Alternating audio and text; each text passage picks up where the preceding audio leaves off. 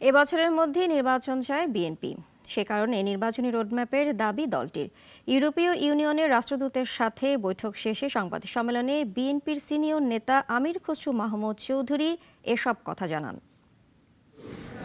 গুলশানে বিএনপি চেয়ারপারসনের রাজনৈতিক কার্যালয়ে ইউরোপীয় ইউনিয়নের রাষ্ট্রদূত মাইকেল মিলারের সাথে বৈঠক করে বিএনপি। এতে দলটির পক্ষ থেকে নেতৃত্ব দেন দলের মহাসচিব মির্জা ফখরুল ইসলাম আলমগীর।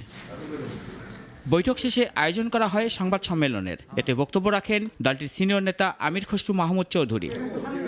বলেন, বৈঠকে দেশের বর্তমান পরিস্থিতি নিয়ে কথা হয়েছে, নির্বাচন প্রসঙ্গে সবাই অনুধাবন করছে, এ বিষয়েও আলোচনা হয়েছে। গণতন্ত্রের জন্য নির্বাচনের বিকল্প নাই জানিয়ে বিএনপি তাদের মতামত তুলে ধরেছে। তো মূলত নির্বাচনের রোডম্যাপ এই প্রশ্নটা নিয়ে আলোচনা হয়েছে এবং আমাদের পক্ষ থেকে যেটা আমরা সবসময় বলে আসছি, এই বছরের মধ্যে নির্বাচন সম্পূর্ণ হওয়া অত্যন্ত জরুরি এবং অন্য কোনো ভাবনা দিকে না গিয়ে সরাসরি জাতীয় নির্বাচনের দিকে গিয়ে দেশের আগামী দিনে একটি নির্বাচিত সরকারের হাতে ক্ষমতা হস্তান্তর করে বাংলাদেশে গণতান্ত্রিক প্রক্রিয়া অব্যাহত রাখার জন্য।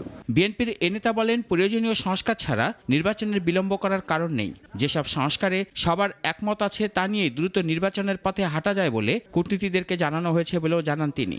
আর সংস্কারের ব্যাপারে যেটা কথা হয়েছে সেটা হচ্ছে যেই বিষয়ে, যে কয়টি বিষয়ে আমরা ঐক্যমতে যেতে পারবো সেগুলো ইমিডিয়েটলি করা যেতে পারে, সেগুলোর জন্য সময় নেওয়ার কোনো কারণ নাই। আর যেগুলোতে ঐক্যমত হবে না সেগুলো আগামী দিনে নির্বাচনে জনগণের ম্যান্ডেট নিয়ে আগামী সংসদে সেগুলো পেশ করা হবে। এছাড়াও বিএনপি ক্ষমতায় গেলে ব্যবসা বাণিজ্য সহ ইউরোপীয় ইউনিয়নের সাথে বিদ্যমান সম্পর্ক নিয়ে আলোচনা হয় বলে জানান বিএনপির এ নেতা। ঘনিষ্ঠ সম্পর্ক আছে আমাদের সাথে।